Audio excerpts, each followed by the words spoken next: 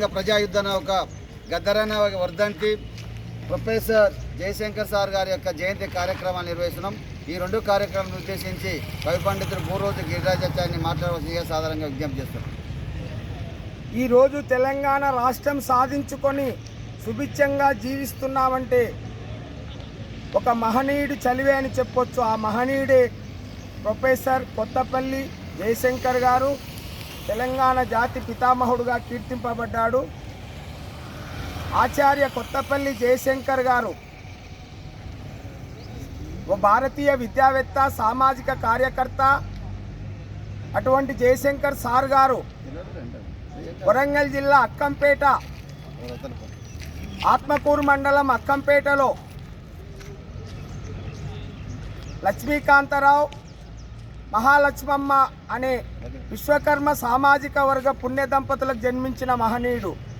ఆయన ఆ రోజుల్లోనే అలీగఢ్ ముస్లిం విశ్వవిద్యాలయం, బెనారస్ హిందూ విశ్వవిద్యాలయం ఎంఏ ఎకనామిక్స్ చేసి, ఉస్మానియాలో ఆర్థిక శాస్త్రంలో పిహెచ్డి చేసి, అదే ఉస్మానియాలో బీఈడి చేసి కొంతకాలము అక్కడే వరంగల్ జిల్లాలో తెలుగు బోధకుడిగా పనిచేసి, ఈ విధంగా ఆ రోజుల్లో ఆయన విద్యా విజ్ఞానపరంగా వరంగల్ కాకతీయ విశ్వవిద్యాలయానికి ఉపకులపతిగా, తర్వాత వరంగల్ సీకేఎం కాలేజీకి ప్రిన్సిపాల్గా, ఆ రోజుల్లో విప్లవ కవి వరవరరావు కూడా అందులో పనిచేశారు.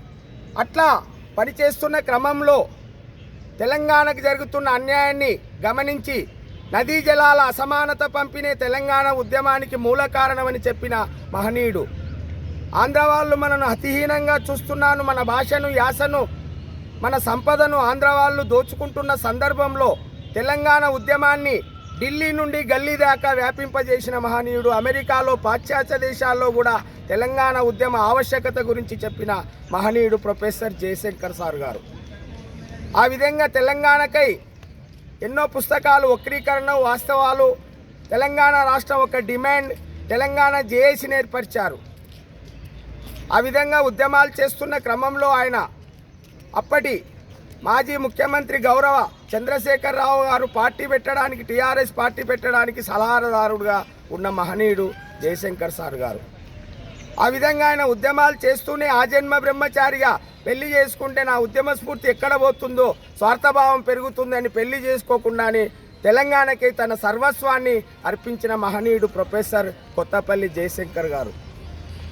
ఆ విధంగా ఉద్యమాలు చేస్తూ ఇడ్లీ సాంబార్, గోప్యాక్, నాన్బుల్కి ఉద్యమాలు 1952 నుంచి తెలంగాణ ఉద్యమానికి, ప్రజల కమిషన్కి, ఎస్ఆర్సి కమిషన్కి, అంటే ఆ రోజు విశాలాంధ్రను వ్యతిరేకించిన మహనీయుడు. మా తెలంగాణ మాకు కావాలి, యాచక దశ నుంచి శాసక దశకు తెలంగాణ రావాలి, అటువంటి తెలంగాణ మాకు కావాలని చెప్పిన మహనీయుడు. కోదండరామ ఆధ్వర్యంలో ఆ రోజు జేఏసీలు ఏర్పాటు చేసి సబ్బండ వర్ణాలను సమైక్యపరిచి విస్తృత ఉద్యమానికి కారకుడైన మహనీయుడు. ఆ రోజుల్లో ఉన్నపర్తి కూడా వస్తాయి. పాలిటెక్నిక్ కేంద్రంలో టీజేఏసీ తరఫున మేము రాజారాం సార్ను కలిశాము.